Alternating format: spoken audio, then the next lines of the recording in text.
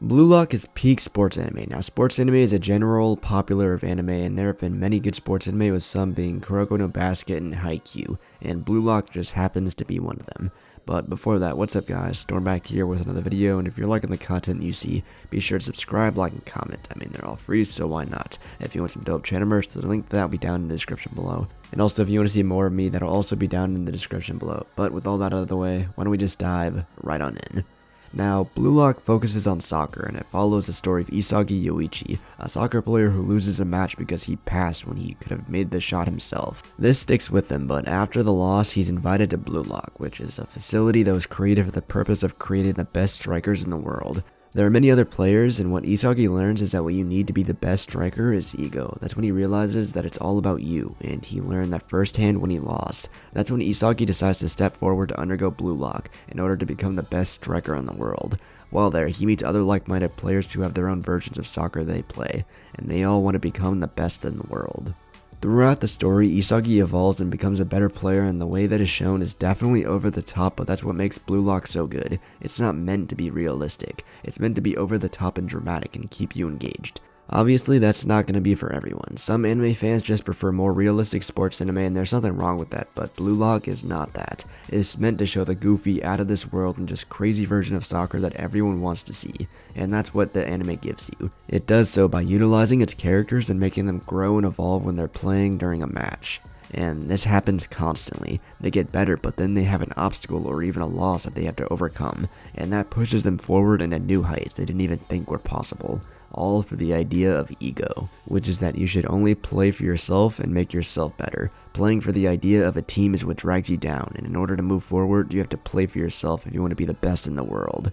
And this is shown through each of the characters of Blue Lock. Each character has their own unique weapon, so to speak, that makes them a unique player. For example, Isagi has his spatial awareness that allows him to see everything on the field and what every other playing is doing, as well as his direct shot, which he combined with his spatial awareness in order to get better. Then you have other characters like Bachita, who has an imaginary monster inside of him and that he plays through dribbling. Then they have Chigiri, who is among the fastest and a sprinter, and he utilizes his speed on the field. But then there's Nagi, who is what they call a genius. This man hasn't been playing soccer for very long, and he just keeps getting better and better. He's insane ball control and is pretty much a master at trapping.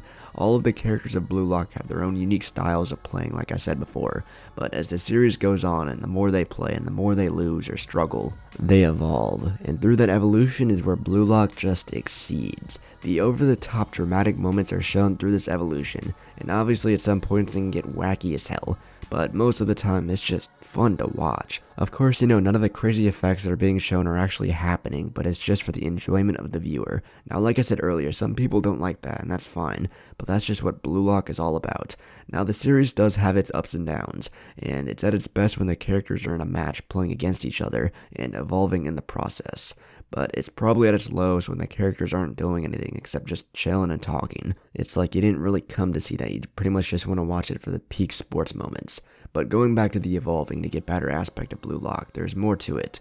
Characters will evolve, but when others do so as well and they're going against each other, they try to devour the other, so to speak, to see whose evolution was better. And Isagi does this a lot when he's going up against better players than him. He gets excited and starts to evolve, and he wants to see who the better player is, him or his opponent. And many other characters do this as well. But then the whole ego aspect of the series creates a dichotomy on whether playing for yourself is a good thing, or if you should play for your team. Not in the anime itself, but for those who actually play soccer or any other team sport, or are just a big soccer fan or team sports, it makes you think if that's what actually makes a good player. I'm not a big sports fan, so I wouldn't really know what the right answer to that would be, but it does make you wonder.